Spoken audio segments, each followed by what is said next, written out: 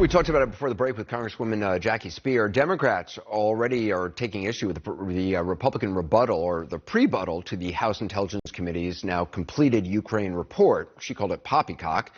Chairman Adam Schiff also weighing in, calling the GOP effort, quote, intended for an audience of one, meaning the president, saying it ignores the evidence presented of impeachable wrongdoing by the president.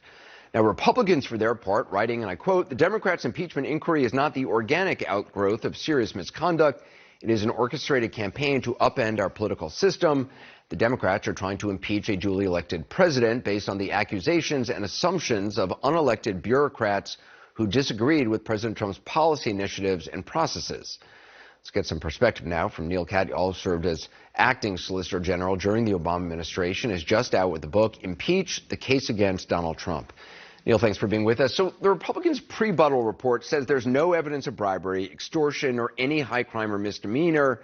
Your book says the opposite, that this is actually a simple, straightforward case here of a core impeachable offense. Exactly. So, Anderson, I wrote the book as a simple guide for Americans to understand what's going on.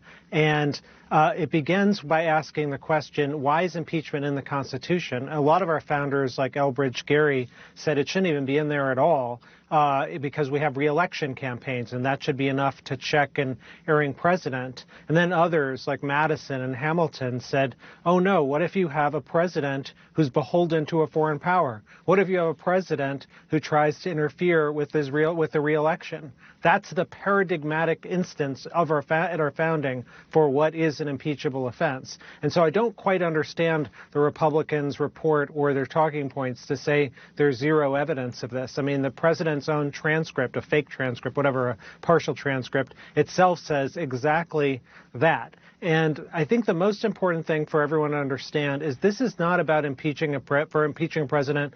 People have policy differences. Like for me, I am aghast at the president's child separation policy. I find it so immoral and evil. But I don't think that's an impeachable offense. Our founders used the words high crimes and misdemeanors. And as the book explains, this Ukraine situation is exactly that. So what exactly is a high crime or misdemeanor? So our founders used the phrase treason, bribery, or other high crimes and misdemeanors. So bribery, we know, is one of them. And bribery is exactly what the president is alleged to have done here. That's what I was going to ask. You think this is a case of bribery? I do. That's one of the three articles that I think has already been proven by the hearings that we've had and the transcript that was released. The president was saying, look, I'll give you this goodie, this aid that the taxpayers have appropriated and I'm holding up. But in exchange, you've got to do something for me first. And the simplest way to understand, Anderson, what the president was asking for is this. He was trying to cheat in the 2020 election. He was trying to get a leg up on his political rival by having them announce that they were doing an investigation into Joseph Biden, the vice president. Now, that is just, the Republican defense that we heard today in this 120-page report is, oh, no, the president cared about corruption. That's what he was worried about. But he was convinced that Ukraine was corrupt. If you're convinced Ukraine is corrupt, then why do you go ask the Ukrainian government to go investigate a United States citizen? It just doesn't make any sense at all. What I think everyone knows, and what was apparent in these last 2 weeks of hearings, is that this was not about corruption. It was about one simple thing. The president wanted them to announce an investigation, not even to do it the way Justice Department investigations are done, which is in secret, but announce an investigation. We should also point out that, once you saw all the testimony, not only of Ambassador Yovanovitch, but others in that embassy. The U.S. policy was an anti-corruption policy in Ukraine. So it's not as if President Trump is raising for the first time the idea of fighting corruption in Ukraine. This has been U.S. policy, and it's something that the embassy was already doing to the best they could, or at least making efforts in that way. Absolutely. Nobody disputes the idea that Ukraine has corruption issues, but the president's own administration had certified just weeks before that Ukraine wasn't so corrupt that the aid couldn't flow. So they'd already signed off on that. And of course, then the president tried to cut funding for corruption efforts, anti-corruption efforts in Ukraine. So basically, they're left with this story that they're trying to fight corruption when they have literally no example anywhere else in the world of the president caring about corruption. This is the one thing, and it just happens to be magically that this involves his chief political rival, Joe Biden.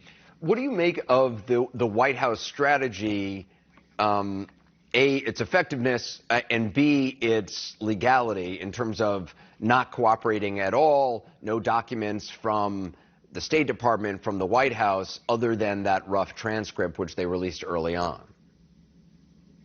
Well, I've dedicated my life to the study of the Constitution, and I didn't know that the president's strategy here was a thing. I didn't think it was possible. I mean, the idea that a president on his own can unilaterally say, oh, I'm not going to bother cooperating with an impeachment investigation, that is the essence of constitutional arrogance and the destruction of our separation of powers. I think it is an impeachable offense, just the way the president has acted toward this impeachment investigation. And we know this because yesterday, the president's lawyer, the White House counsel, sent a letter to Congress saying that this is a ridiculous investigation and blah, blah, blah, and saying that that presidents in the past have claimed executive privilege to not cooperate, including he names Clinton. Clinton never did that. I mean, Clinton never asserted executive privilege over the impeachment investigation. And indeed, past presidents like Polk said in 1846, said executive privilege has nothing to do with this.